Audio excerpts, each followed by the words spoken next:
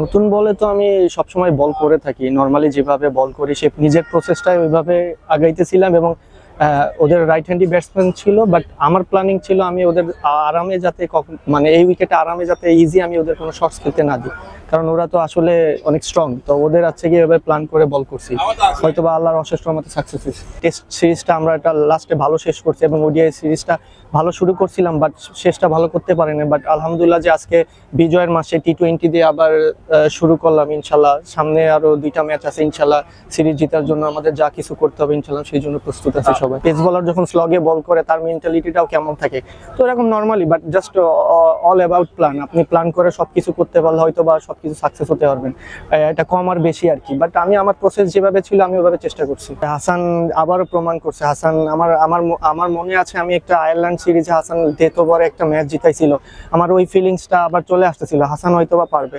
আমার হাসানের বিশ্বাস ছিল কিনা আমি জানি না, বাট আমার নিজের ভিতরে ওই বিশ্বাসটা ছিল যে হাসান হয়তো বা এই ম্যাচটা শেষ করবে। তাকে আলহামদুলিল্লাহ হাসান লাস্ট ওভারে আউটস্ট্যান্ডিং বল করছে। মানে 7টা উইকেট পড়ে যাওয়ার পরও 61 রানে তারপরে মনে হচ্ছিল একটা সময় বাংলাদেশের কাছ থেকে মানে ম্যাচটা হাতছাড়া হয়ে যাচ্ছে। ঠিক ওই সময়টা যখন কিনা একদম জয়ের কাছাকাছি ওয়েস্ট ইন্ডিজ, তখন আসলে আপনাদের মধ্যে কথাটা কি হচ্ছিল বা ড্রেসিং রুম থেকে আসলে মেসেজটা কি যাচ্ছিল? দেখেন আমি তো মাঠে ছিলাম, ড্রেসিং রুম থেকে কি মেসেজ গেছে এটা আসলে ক্যাপ্টেন বলতে পারবে। আমি আমার ফিল্ডিং এ ফোকাস ছিলাম, হয়তো বা এই সিচুয়েশনটা লিটন আপনাকে বলতে পারবে। বাট ওভারঅল যে প্ল্যানিং করছে লিটনের ক্যাপ্টেন্সি আউটস্ট্যান্ডিং। লিটন অনেক সাহসিকতা ক্যাপ্টেন্সিটা আজকে দেখাইছে যে লিটন যে সময় যেটা দরকার সেটা করার চেষ্টা করছে। এবং ক্রিকেট খেলা আপনি দেখেন আমরা প্রথম 6 ওভারে ভালো পজিশনে চলে গেছি, একটা পার্টনারশিপে একটা মোমেন্টাম চেঞ্জ করে দেয়। সেম কিন্তু আমরাও ব্যাটিং এ এরকম ছিলাম, বাট এমনই দিন শেষে আমরা সাকসেস হয়েছি এবং আলহামদুলিল্লাহ দিন শেষে আমাদেরই ভালো লাগছে। কেউ খারাপ খেললে বা কেউ ভালো খেললে এটা নিয়ে কেউ আলোচনা করে না, বাট এটা আছে নিজের কাছে। যে খারাপ খেলে আসলে সে বুঝে তার ভিতরে কেমন চলে আর কি। বাট সবাই আমরা সাপোর্ট করি যে আগামীতে কিভাবে ফিরে আসবে, কারণ একটা ইম্পর্টেন্ট প্লেয়ার টিমে পারফর্ম করলে আমাদের দেশের জন্য ভালো, আমাদের টিমের জন্য ভালো, আমরা সেই আশাই করি সবাই। মেহেদী, কম্বিনেশনের কারণে আপনার ওয়ানডে টিমটাই আপনি সেট করতে পারছেন না বা আপনাকে ওয়ানডে টিমে রাখা হচ্ছে না। টি-20তে আপনি খুব সেটেল, ওয়ানডে টিমের সাথে সেট হতে না পারার আক্ষেপটা কি আছে এই পারফর্ম করার পর? আক্ষেপ বলতে আপনি যদি দেখেন আমি টি-20তেও সেটেল না, আমি রেগুলার টি-20তে খেলি না, বাট আমার সিচুয়েশন অনুযায়ী বা টিম কম্বিনেশন অনুযায়ী খেলতে হয়। তো আমার ক্ষেত্রে আসলে ধৈর্যই ধরতে হবে, দেখা যাক সামনে কি হয়। ধৈর্য ছাড়া তো কোনো উপায় নাই। আপনার জন্য একটু সহজ হয়ে গেছে কিনা এখন সালাউদ্দিন ভাই কোচ হিসাবে আসছেন, আলাদাভাবে বিপিএল থেকে অন্যান্য জায়গায় দেখছেন, আপনার জন্য একটু কাজগুলো সহজ হয়ে যাচ্ছে কিনা? হ্যাঁ অবশ্যই। দেখেন আমি ওনার সাথে আমি যখন বাংলাদেশের domestic cricket top level cricket খেলে আমি কিন্তু ওনার সাথে স্টার্ট করছি, বাট অ্যাকচুয়ালি উনি আমাকে জানে, খুব ভালোভাবেই জানে সব কিছুই। বাট হয় না যে উনি মাঠে থাকলে আমার ক্ষেত্রে ইনস্ট্যান্ট অনেক কনফিডেন্স দেয়, বাট আমি যদি কোনো কিছু ভুল করি উনি ইনস্ট্যান্ট সেটা ধরতে পারে, সে মেসেজটাও দিয়ে দেয়।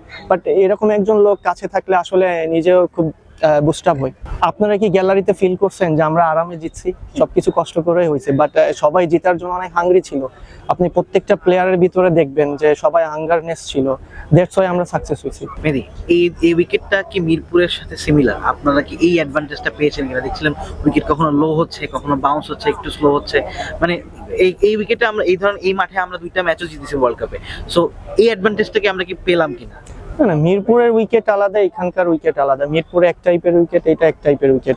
বাট আমরা যখন প্র্যাকটিস করছিলাম গত 2 দিন আগে, তখন উইকেট আউটস্ট্যান্ডিং উইকেট ছিল, খুব ভালো লাগতেছিল। মনে হইতেছিল যে আপনার 180 কিংবা 200 রানের এরকমই উইকেট হবে। বাট আপনি যদি এইসব উইকেট হাতে নিয়ে থাকেন তাহলে 180-200 করা সম্ভব।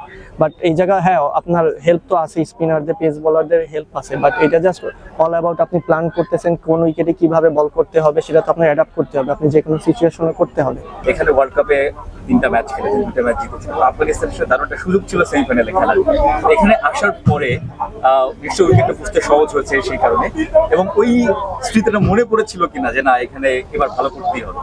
না, প্রথমত হচ্ছে গিয়ে ওয়ার্ল্ড কাপে যে 3টা ম্যাচ এখানে হয়েছিল আমি একটা ম্যাচও এই উইকেটে খেলি নাই, বাট আমারও খেলা তখন আফসোস হইতেছিল। বাট এই টাইপের উইকেটে খেললে হয়তো বা আমি বেটার করতে পারতাম নিজের ভিতরে, বাট সেই জিনিসটা আর কি জাস্ট ওই জিনিসটাই কনফিডেন্স দিছে। থাকে না যে এই টাইপের উইকেট স্পিনারদের একটু সহায়ক হয়, আপনি যদি ভালো প্ল্যানিং করেন তো আপনার সাকসেস হওয়ার সম্ভাবনাই বেশি থাকে। বাট দেখা যাচ্ছে দিন শেষে আপনি সব দিন একই রকম হবে না, আপ এন্ড ডাউন থাকবে, এটাই আর কি।